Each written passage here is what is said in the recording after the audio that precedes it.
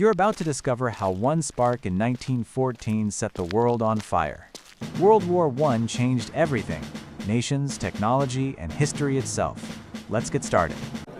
At the dawn of the 20th century, the world stood at a crossroads of progress and pride. Nations were rising higher than ever before, their cities shining with invention, their armies swelling with confidence. Empires stretched across the globe, bound by ambition and fragile alliances. Yet beneath the surface of prosperity, tensions simmered, nationalism, rivalry, and revenge waiting for a spark. No one could imagine that one event, one shot, would unleash a storm of death and destruction, unlike anything the world had ever seen. This is the story of how a continent's pride ignited the Great War, the world's first global conflict. June 28, 1914, Sarajevo, Bosnia. The streets were alive with excitement as Archduke Franz Ferdinand, heir to the Austro-Hungarian throne, rode through the city with his wife, Sophie. Flags waved, crowds cheered, and soldiers stood guard along the route. But among the celebration lurked shadows, young men driven by anger and nationalism, believing they could strike a blow for their people's freedom. They were members of a secret organization known as the Black Hand, and they carried pistols and bombs, ready to kill. The first attempt failed. A bomb was thrown but missed the Archduke's car, exploding under the one behind it. Panic swept the crowd, and the would-be assassin was captured. Most thought the danger was over, but fate had other plans. Later that morning, when the Archduke's driver took a wrong turn, the car slowed in front of a small cafe. There stood Gavrilo Princip, a 19-year-old student who seized the moment. 2 gunshots echoed through the street. The Archduke and his wife were dead within minutes. The news raced across Europe like wildfire. In Vienna, outrage turned to vengeance. Austria-Hungary blamed Serbia, demanding impossible concessions. Serbia, backed by Russia, refused to bow. Germany pledged support to Austria-Hungary, while France and Britain watched as the continent slid toward disaster. Diplomatic cables flew, ultimatums were issued, and armies began to mobilize. In just weeks, the fragile peace that had held Europe together unraveled completely. The alliances that once promised security now bound nations to war. Austria-Hungary declared war on Serbia. Russia moved to defend its ally. Germany declared war on Russia, then France, and invaded Belgium to strike west. Britain, honoring its commitment to Belgium's neutrality, declared war on Germany. The world had changed overnight. A chain of decisions, pride, and fear pulled the great powers into a conflict none could control. The guns thundered, the soldiers marched, and the Great War began. August 1914. Across Europe, trains thundered down the tracks, packed with young men singing, cheering, and waving flags. They believed they would be home by Christmas, victorious and proud. The air was filled with excitement, not fear. Posters promised glory and duty, and families gathered at stations to send their sons off to war. Few understood what awaited them beyond the front lines. Germany's plan was simple, or so it seemed. To win quickly, they would strike France first through neutral Belgium, then turn east toward Russia. The strategy, known as the Schlieffen Plan, relied on speed and precision. But when German troops crossed the Belgian border on August 4th, they met resistance that surprised them. The small Belgian army, outnumbered and outgunned, fought fiercely, delaying the advance. Their defiance shocked the world and bought precious time for Britain and France to mobilize. Britain's entry into the war was swift. When Germany invaded Belgium, a nation Britain had sworn to protect, there was no turning back. On August 4, 1914, the British Empire declared war. Across the colonies, from Canada to India, troops prepared to join the fight. What had begun as a regional conflict was now spreading across the globe. As German forces swept through Belgium, the horrors of modern warfare began to show. Towns burned, civilians fled, and stories of atrocities spread quickly, fueling anger and determination among the Allies. The German advance pushed toward France, aiming for Paris, but the French army and the British Expeditionary Force fought desperately to halt them. The Battle of the Marne became the turning point.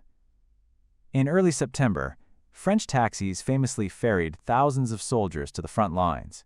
After days of brutal fighting, the German advance was stopped, Both sides dug in, exhausted and bloodied. The war that was supposed to be quick had stalled. Across northern France and Belgium, soldiers began digging trenches, deep, muddy scars stretching from the North Sea to the Swiss border. Barbed wire, machine guns, and artillery turned open fields into death traps. The age of movement gave way to the age of stalemate. Back home, families waited for letters that often never came. Newspapers printed lists of the dead, while governments promised victory was near. But on the front, soldiers began to realize the truth. The war was not going to end in months. It would drag on for years. Still, in those early days of August and September, hope remained. The soldiers on both sides believed their courage and sacrifice would bring a swift victory. They did not yet know that this war would consume empires, shatter nations, and leave an entire generation scarred forever. The Great War had only just begun, and already, the world was changing in ways it could never undo. Wait, did you know World War I started because of one assassination and ended up involving over 30 countries? It introduced tanks, airplanes, and chemical weapons for the first time, forever changing warfare. Over 16 million people lost their lives, and the map of the world was redrawn. It all began with one shot and reshaped history forever. Let's continue watching. By the winter of 1914, the war had settled into a grim deadlock. On the Western Front, from the coast of Belgium to the Swiss border, millions of men faced each other across a narrow strip of no man's land. Trenches became their world, muddy, cold, and filled with the stench of death. Barbed wire coiled in front of them, machine guns watched every movement, and artillery thundered day and night. What began as a war of speed had turned into a struggle of endurance. Life in the trenches was a battle of its own. Soldiers lived knee-deep in mud, surrounded by rats, lice, and disease. Rain turned the ground into sludge, and frostbite claimed as many feet as bullets did. Shellfire was constant, and the fear of a sudden gas attack haunted every waking moment. Letters from home were their only comfort, read and reread beneath flickering candles. Yet in the rare, quiet moments, men from both sides could hear each other talking, laughing, even singing. In December 1914, a brief moment of humanity broke through when British and German soldiers climbed from their trenches to share cigarettes, sing carols, and play football. It became known as the Christmas Truce, a fleeting pause in an otherwise relentless war. As the months passed, new weapons made the killing even more efficient. Machine guns mowed down charging troops within seconds. Poison gas, first used by the Germans at Ypres in 1915, rolled across the battlefield in green clouds, burning lungs and eyes, leaving soldiers choking in agony. In response, gas masks became standard issue, a grim symbol of how far technology had outpaced mercy. Generals ordered massive offensives, believing sheer numbers could break the stalemate. The Battle of Verdun in 1916 became a symbol of national pride and suffering. For 10 months, French and German forces fought over a few miles of ruined ground. Villages vanished under constant shelling, and hundreds of thousands died for almost no gain. Verdun's rallying cry, "They shall not pass," echoed through France, but victory came at a terrible cost. That same year, the Allies launched another offensive on the Somme River. For months, British and French troops hurled themselves against German lines. On the first day alone, the British suffered nearly 60,000 casualties, the worst day in their military history. The battlefield turned into a wasteland of craters, shattered trees, and broken bodies. By the end, both sides had lost more than 1 million men, and the front lines were almost unchanged. Above the trenches, a new kind of warfare was taking shape. Airplanes, once used only for scouting, began engaging in dogfights high above the mud. Pilots like the Red Baron became legends, their duels providing a strange contrast to the slaughter below. Yet even these daring fights could not change the reality on the ground. By 1917, the soldiers' optimism had vanished. The war had devoured everything: hope, youth, and faith in victory. Mutinies broke out among exhausted troops, and letters home spoke of despair instead of glory. The trenches had become symbols of futility. Where courage meant surviving one more day, the Western Front had turned into a nightmare of mud, blood, and fire.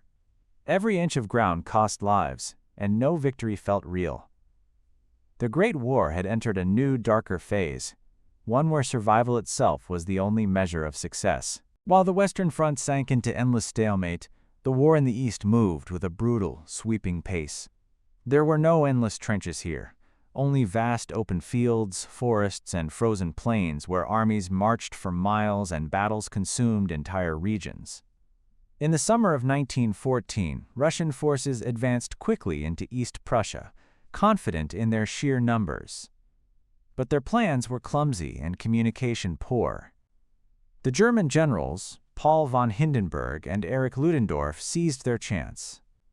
At the Battle of Tannenberg, they surrounded and destroyed a massive Russian army, capturing nearly 100,000 men. It was one of the most decisive victories of the war and a crushing humiliation for Russia. The Eastern Front was a war of movement, but it was no less cruel. Millions of soldiers froze, starved, and died in battles that stretched from the Baltic Sea to the Carpathian Mountains. Villages were burned, civilians fled in endless streams, and disease spread faster than gunfire.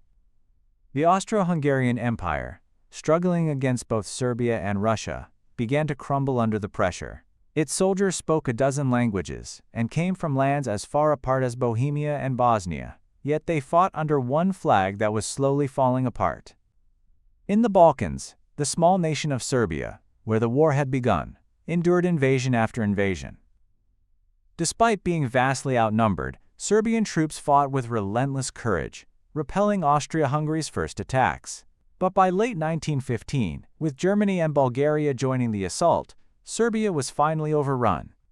Its army retreated through the mountains of Albania in winter, thousands dying from hunger and exhaustion before reaching the safety of the Greek coast.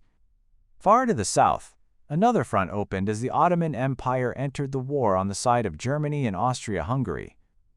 The ancient empire, weakened but still vast, stretched across the Middle East. The Ottomans struck at Russia in the Caucasus, fought the British in Egypt, and blockaded Allied access to the east. To break the deadlock, the Allies launched an ambitious campaign at Gallipoli in 1915, hoping to capture Constantinople and open a route to Russia. It began with confidence and ended in tragedy. British, Australian, and New Zealand troops landed on the Gallipoli Peninsula, facing steep cliffs and fierce Ottoman defenders. What followed was months of brutal fighting under the burning sun, with no progress gained. The campaign became a disaster. When the Allies finally withdrew, tens of thousands were dead, and the Ottomans had secured one of their greatest victories. Beyond Europe, the war reached colonies across Africa and Asia. African soldiers were conscripted to fight for European empires, while Japan, honoring its alliance with Britain, seized German territories in the Pacific. It was no longer just a European conflict. It had become truly global. On the vast Russian front, defeat after defeat eroded the people's faith in their government. Shortages, hunger, and the enormous human cost fueled unrest. In 1917, revolution erupted in Petrograd. The Tsar abdicated, ending centuries of imperial rule. As chaos gripped Russia, its new leaders struggled to keep fighting a war that had already destroyed millions of lives. Across every front, the war had become a test of endurance. Empires were straining, armies were breaking, and yet none could stop. From the frozen plains of the East to the deserts of the Middle East, the Great War was devouring the Old World, and nothing would ever be the same again. The next day, President Franklin D. Roosevelt addressed Congress, calling December 7th a date which will live in infamy. The United States declared war on Japan. Within days, Germany and Italy declared war on the United States in support of their ally. A conflict that had been largely European was now truly global. Across Asia, Japanese forces struck with astonishing speed. They captured Hong Kong, invaded the Philippines, and advanced into British Malaya. American and Filipino troops fought desperately on the Bataan Peninsula, but were soon overwhelmed. When the defenders finally surrendered in April 1942, tens of thousands were forced on a brutal march through jungle and heat. Starving, beaten, and executed along the way, thousands perished in what would become known as the Bataan Death March. In the Pacific, the Japanese military continued its relentless expansion. They seized Guam, Wake Island, and the Dutch East Indies, sweeping across the ocean in a wave of victories. Their empire stretched from Burma to the Solomon Islands. It seemed as though Japan, like Germany, was unstoppable, but the attack on Pearl Harbor had awakened a giant. American industry mobilized with unprecedented speed. Factories that once built cars now produced tanks and aircraft.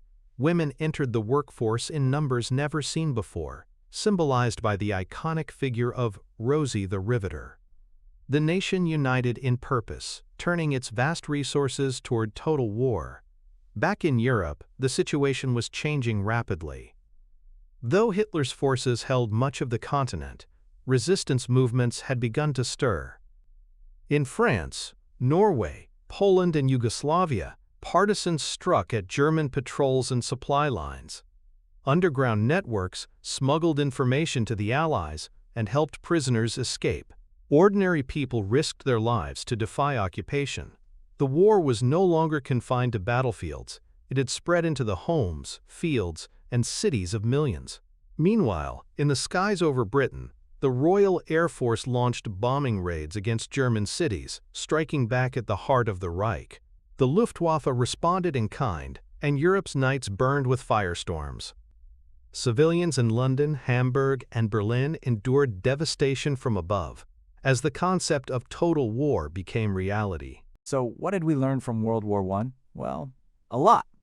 Alliances went wild, new weapons changed everything, and women stepped up like never before. Propaganda took over, empires fell, and the world would never be the same again. Crazy, right? Let's continue watching.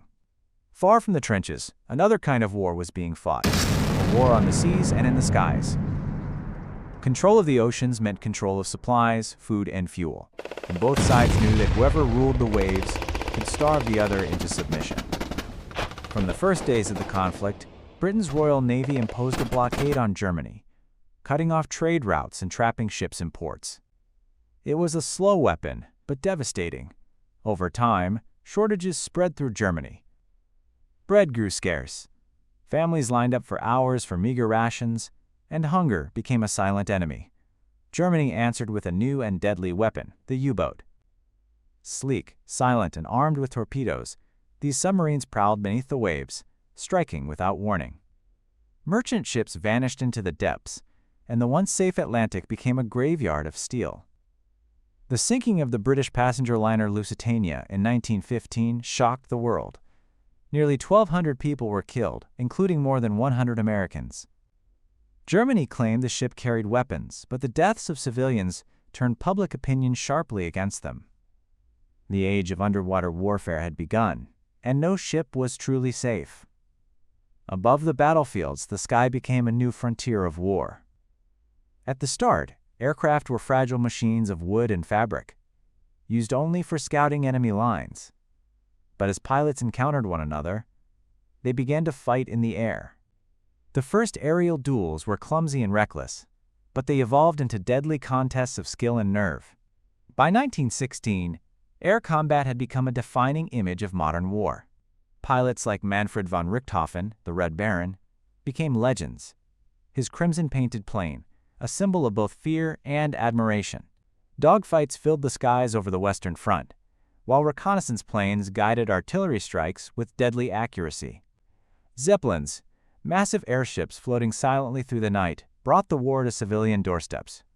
The Germans used them to bomb London and other cities, spreading terror among those far from the front lines.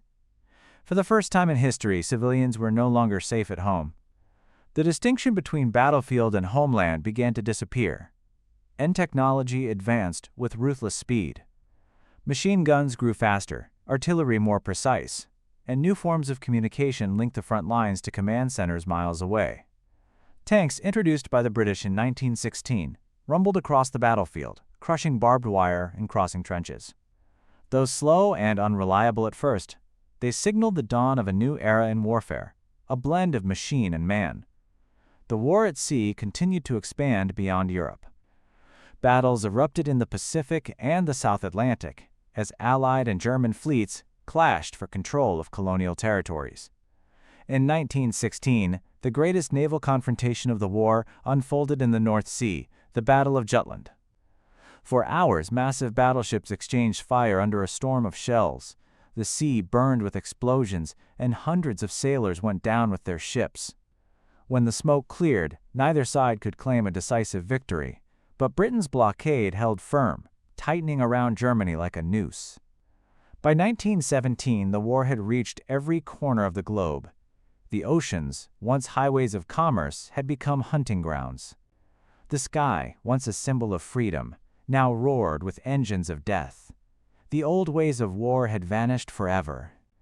From the depths of the sea to the clouds above, the Great War was transforming the very nature of conflict, pushing humanity into an age where technology ruled the battlefield, and no place on Earth was beyond the reach of destruction. As the war dragged into its third year, the battlefields were not the only places suffering. Entire nations had become part of the fight. Every factory, every farm, and every household was drawn into the struggle. This was no longer a war between armies. It was a war of societies, a total war that demanded everything a nation could give. In Britain, women took the places of men who had gone to fight. They worked in munitions factories, operated trams, and served as nurses near the front. Their hands built the shells that thundered across France, and the ships that sailed to supply the Navy.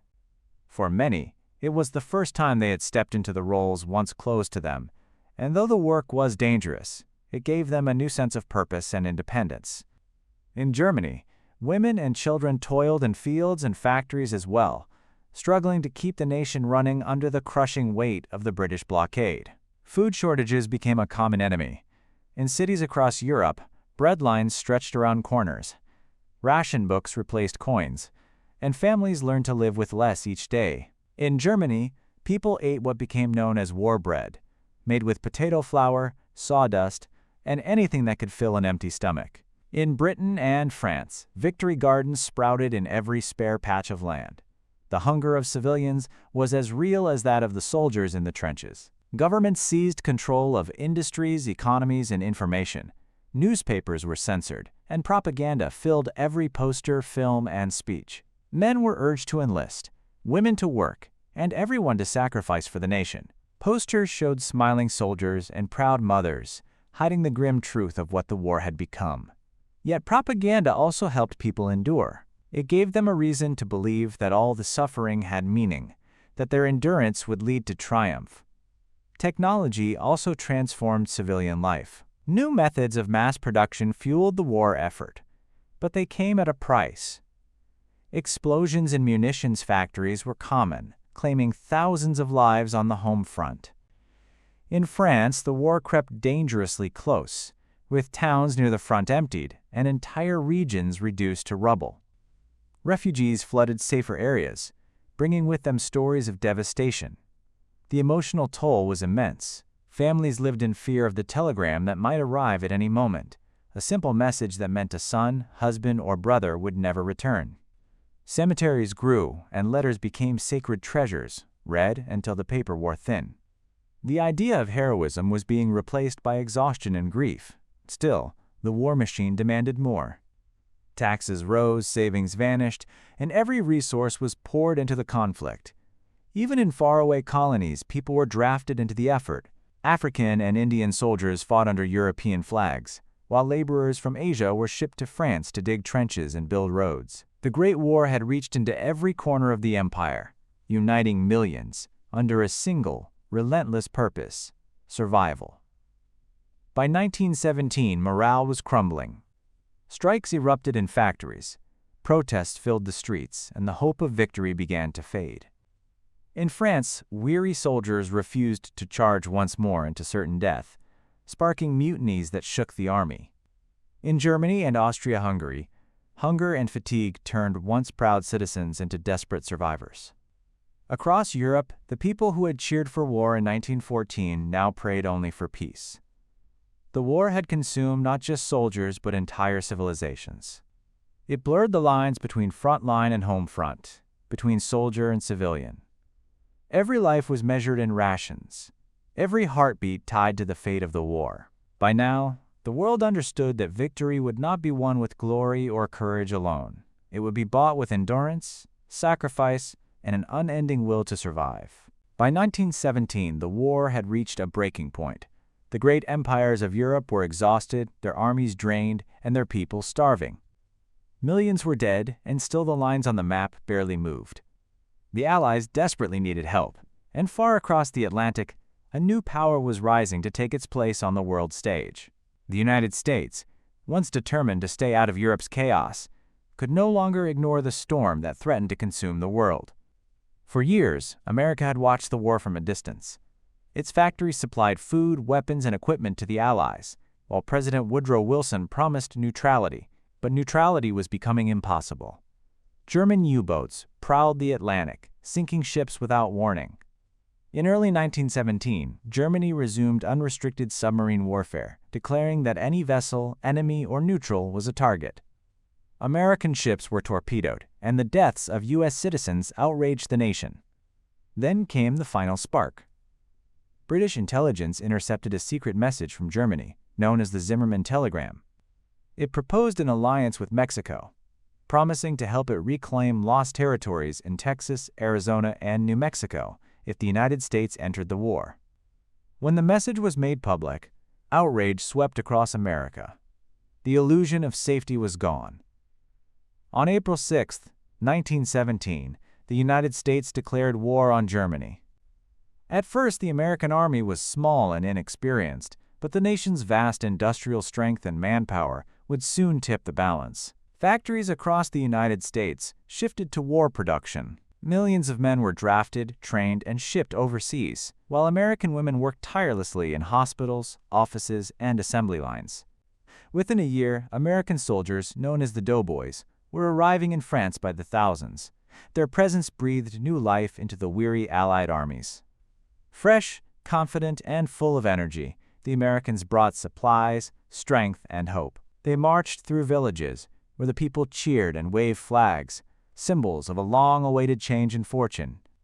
On the front lines, they faced the grim realities of trench warfare, but their determination was undeniable. Battles like Cantigny, Château Thierry, and Belleau Wood proved that the Americans could fight and win. At Belleau Wood, when ordered to retreat, a U.S. Marine famously replied, "Retreat? Hell, we just got here."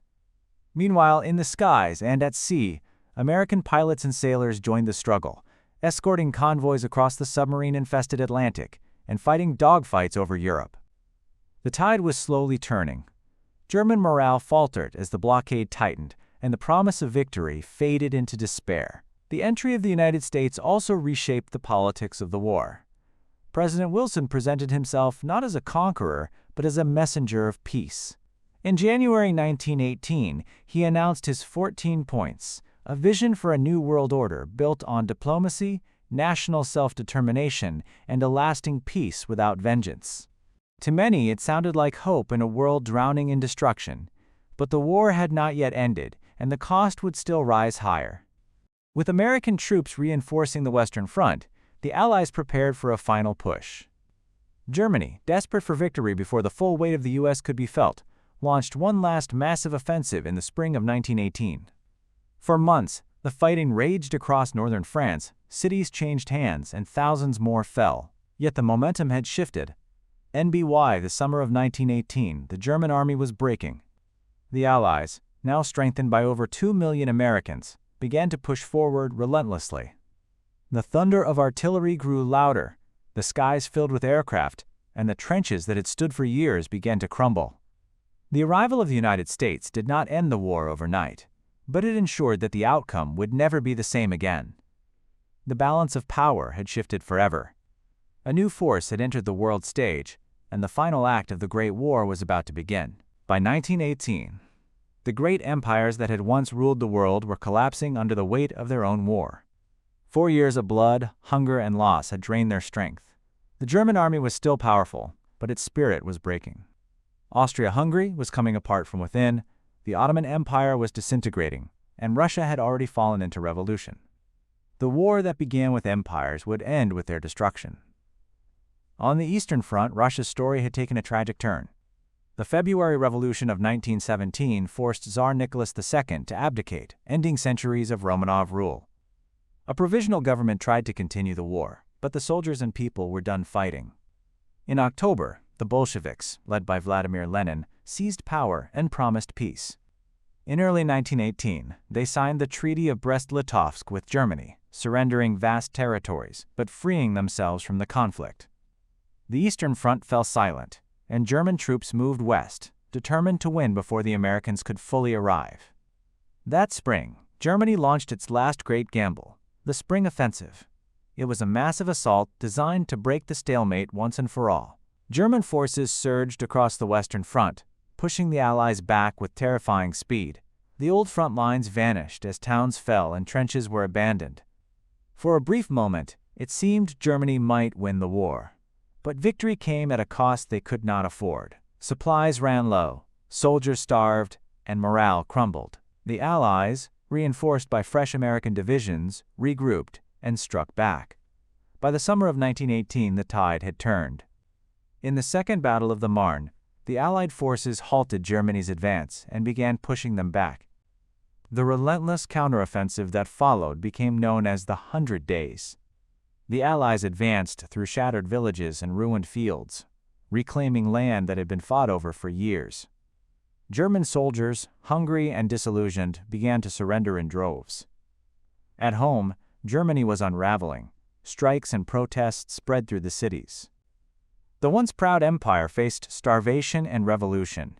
Sailors mutinied in Kiel, and workers marched in Berlin demanding peace. On November 9, 1918, Kaiser Wilhelm II abdicated and fled to the Netherlands. The German Empire was no more. In its place, a republic was declared, born not in triumph but in exhaustion. Across Central Europe, the old order was collapsing. Austria-Hungary splintered into new nations: Austria, Hungary, Czechoslovakia, and Yugoslavia. The Ottoman Empire, defeated in the Middle East, began to dissolve as Arab uprisings and Allied forces swept through its lands. In the deserts of Arabia, T.E. Lawrence and Arab fighters captured key cities, striking a blow that ended centuries of Ottoman rule. The Middle East was being reshaped, its borders redrawn by those who had never walked its sands. By autumn, Germany's allies were falling one by one. Bulgaria surrendered first, then the Ottoman Empire, and finally Austria-Hungary. Isolated and surrounded, Germany had no choice. At dawn on November 11, 1918, in a railway carriage in Compiègne, France, an armistice was signed. At the 11th hour of the 11th day of the 11th month, the guns fell silent. Across the front, soldiers emerged from their trenches, dazed and uncertain. Some cheered, some wept, and others simply stared at the empty horizon. The war that had begun with such confidence had ended in ruin. The world was quiet for the first time in 4 years, but the silence felt strange, heavy with loss. In the aftermath, the numbers were almost beyond comprehension. More than 10 million soldiers were dead, millions more wounded or missing, and countless civilians had perished from hunger, disease, and bombardment. Towns were reduced to rubble, families shattered, and entire generations scarred. The victors were exhausted, the defeated broken. No one truly won.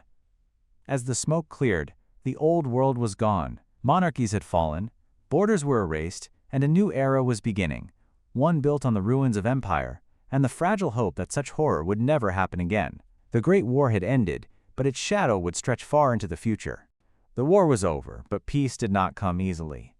Across Europe, the guns had fallen silent, yet the land still groaned under the weight of ruin. Fields once green were now wastelands of craters and barbed wire. Cities lay in ruins, and millions wandered with nowhere to go. Refugees searched for homes that no longer existed, and soldiers returned to find a world that could never understand what they had endured. The victors and the defeated alike faced a single haunting question: what had it all been for? In Paris, the leaders of the Allied nations gathered to decide the future. The Treaty of Versailles would be their answer, a document meant to secure lasting peace. President Woodrow Wilson arrived with his vision of a fair and just world, guided by his 14 points and the creation of a League of Nations to prevent future wars. But the mood in Europe was far less forgiving. France, scarred by years of invasion and loss, demanded punishment.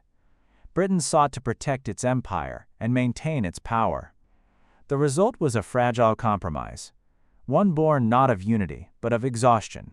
Germany, forced to accept full responsibility for the war, faced harsh terms. Vast territories were taken away, its colonies seized, and its army reduced to a fraction of its former size. Most painful of all were the reparations, enormous payments that crippled its economy and humiliated its people. To many Germans, the treaty felt like a betrayal, a wound that would never heal. Among the ruins, resentment began to grow, quietly waiting for its time to return. Elsewhere, the collapse of empires gave birth to new nations. Poland rose again after more than a century of disappearance. Czechoslovakia and Yugoslavia were born from the fragments of Austria-Hungary. The Ottoman Empire vanished, replaced by the newborn Republic of Turkey, and the drawing of artificial borders across the Middle East. In Russia, the civil war raged between the Red and White armies, shaping the future Soviet Union. The world was rearranging itself, not with harmony, but with confusion and fear. The League of Nations was created, a hopeful attempt to unite countries in diplomacy rather than war. But without the United States, which chose to withdraw from global affairs, the League's power was weak. Its promises of peace sounded noble, yet the world was too fractured, too wounded, to fully believe. For the generation that had fought, the return to normal life was impossible. Those who survived carried invisible scars. They were called the lost generation, men who had seen the worst of humanity and could never forget it. The poetry of the trenches, written by soldiers like Wilfred Owen and Siegfried Sassoon, captured the disillusionment of a world that had once believed in honor and progress, only to find itself drowning in mud and blood. Monuments rose in cities and villages across the world, bearing the names of the dead. Families placed photographs on mantels, medals in boxes, and prayers in the wind. Every nation grieved. Every home bore an empty chair. The silence that followed the war was not peaceful. It was heavy, aching, filled with ghosts. The Great War had promised glory but delivered grief. It had redrawn borders, destroyed empires, and reshaped the balance of power, but it had not ended conflict. In its wake, anger and despair festered. Economies faltered, nationalism hardened, and the seeds of another war began to take root. Within 20 years, the world would once again be at war, bigger, deadlier, and darker than before. Yet even amid the ruins, there was hope. The war had shown the terrible cost of hatred and pride, but it also revealed the strength of endurance and the resilience of the human spirit. From the ashes of the old world, a new one struggled to emerge, one determined, however imperfectly, to build something better. The Great War was more than a conflict of nations. It was a turning point in the story of humanity, the moment the world lost its innocence. It ended empires, reshaped societies, and forever changed the way we understand war itself. Though a century has passed, its echoes remain, in every soldier's memorial, in every field once fought over, and in the fragile hope that the lessons of that terrible time will never be forgotten. And that's how World War I changed the course of history, a war that began with one shot and ended by reshaping the world. From the ashes of empires came new nations, new ideas and lessons that still echo today. History was never the same after that. Thanks for watching. And until next time, keep exploring the past that built our world.